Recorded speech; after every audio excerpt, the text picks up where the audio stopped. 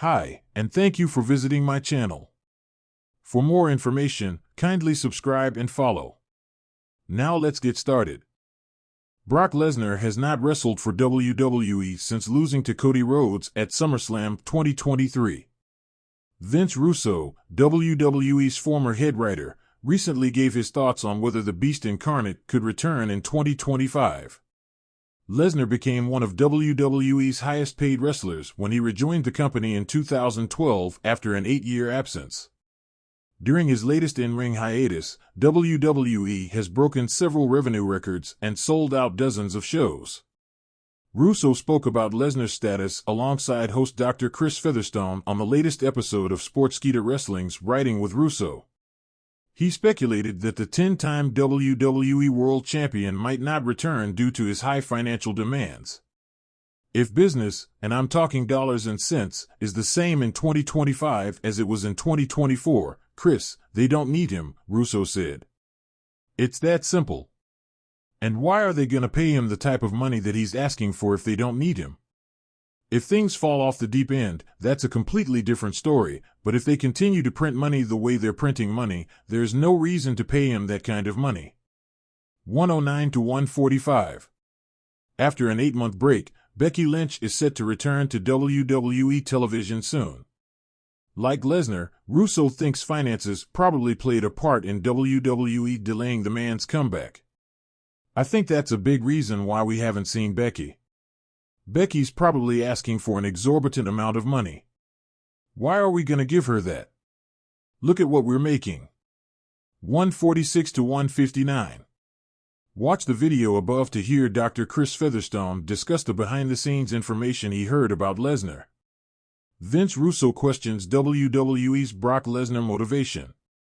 In April 2023, Endeavor acquired WWE for $9.3 billion before merging the company with UFC to form TKO Group Holdings. According to Vince Russo, TKO higher-ups likely see no reason to bring Brock Lesnar back when WWE is thriving without him. You know, bro, Endeavor, it's all black and red, man, and when you look at the money they spent on the WWE, bro, they need to make that money back. And if Brock Lesnar is the highest paid guy on the roster and they're doing fine without him, what's the motivation? 344 to 404. In January 2024, Lesnar was referenced in Janelle Grant's lawsuit against former WWE chairman Vince McMahon. Grant claimed McMahon told her to create explicit content for a world-famous athlete and former UFC heavyweight champion. The Wall Street Journal later identified the unnamed wrestler as Lesnar. Do you think Brock Lesnar should return to WWE? Hit the discuss button and let us know. In the fast-paced, ever-evolving world of WWE, change is constant. One name, however, has remained synonymous with power, dominance, and intimidation for over 2 decades, Brock Lesnar. A former UFC heavyweight champion, multi-time WWE World Heavyweight Champion, and a figurehead of the Attitude Era and beyond, Lesnar's presence in the WWE locker room and on the grand stage has been unshakable. But as WWE transitions into an era focused on younger talent, storytelling, and in-ring technicality, there's a growing sentiment that WWE may no longer need Brock Lesnar. According to a well-respected veteran in the wrestling industry, the simple reason WWE could move on from Lesnar is the changing nature of the business and the need to evolve beyond the part-time mentality. For years, Lesnar's part-time status has been a talking point among WWE fans and analysts alike. While Lesnar undoubtedly brings star power and marketability, his sporadic appearances have often led to criticism, especially from those who believe that WWE's product would benefit from a more consistent roster.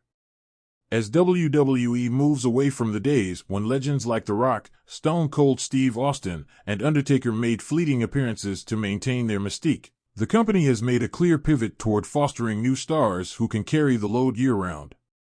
Veteran analysts and WWE legends like Jim Ross and Mick Foley have echoed this sentiment. While Brock Lesnar's name alone may still sell tickets, it's the younger generation, talents like Roman Reigns, Seth Rollins, and Cody Rhodes, who represent the future of WWE. As WWE heads into 2025, the promotion has emphasized long-term storylines and character development, making it clear that the focus has shifted to homegrown talent. The new stars are not just hungry for success, they're willing to grind it out night after night. This commitment to consistent storytelling, a cornerstone of WWE's success in recent years, requires superstars who are present week after week, engaging with the audience and building their characters both inside and outside the ring. Lesnar's sporadic presence, while impactful, creates a void in the storytelling fabric of WWE. WWE now seeks wrestlers who can engage in long-term rivalries, consistently appearing on television, working house shows, and participating in numerous storylines without relying on the big match mentality that Brock Lesnar represents. Brock Lesnar's in-ring style has always been about dominance. His explosive power, suplex-heavy offense, and finishing moves like the F5 have captivated audiences for years. However, there's a growing shift in WWE's in-ring philosophy, and many believe that Lesnar's hard-hitting, less fluid style no longer aligns with the direction WWE is heading.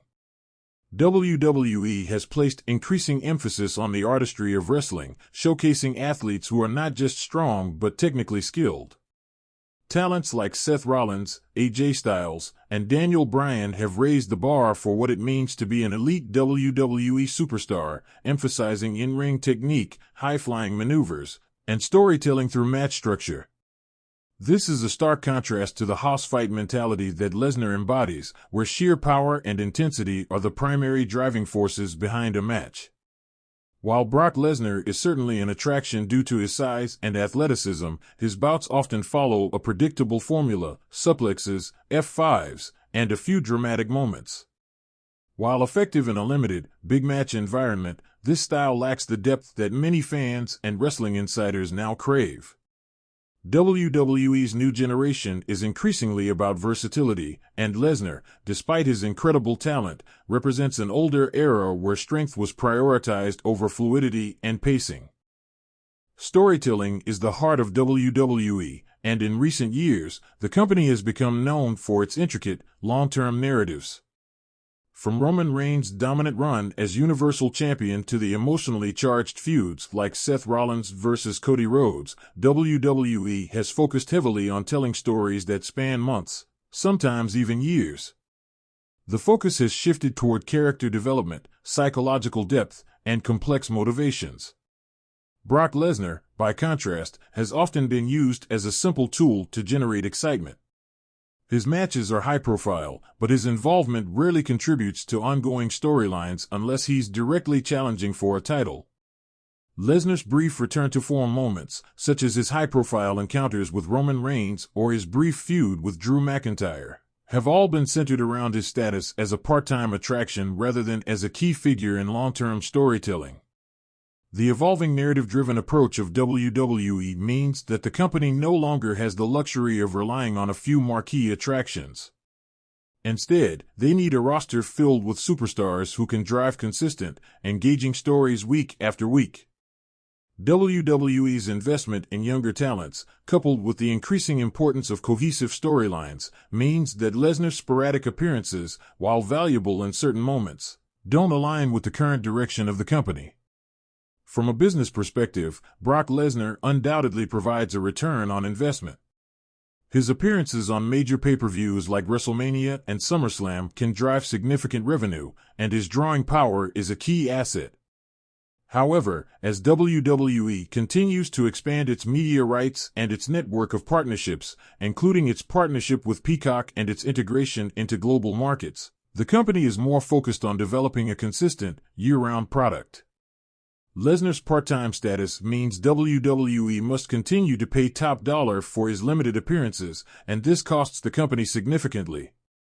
For a company like WWE, which is now increasingly driven by a need for long-term sustainability, this is a financial risk. Focusing on full-time stars who can consistently carry the product ensures a return on investment without the need for high-cost part-timers. WWE's shift toward nurturing full-time talent and transitioning into a more sustainable and economically viable business model could make Lesnar's sporadic appearances seem less essential. Perhaps the most significant factor in why WWE no longer needs Brock Lesnar is the rise of new icons who can take the spotlight in his absence. Roman Reigns has firmly established himself as the face of WWE, with a level of dominance that mirrors Lesnar's in many ways. Cody Rhodes, with his compelling narrative of redemption, has also emerged as a star capable of headlining major events for years to come. Additionally, other rising stars such as Gunther, Austin Theory, and LA Knight are beginning to take center stage, adding fresh energy to the product. These new superstars don't just bring the athleticism and star power of Lesnar, they bring a level of relatability and consistency that fans increasingly crave. WWE's commitment to developing talent through its developmental system, NXT, has ensured that there is always a new wave of talent ready to step up when the time comes.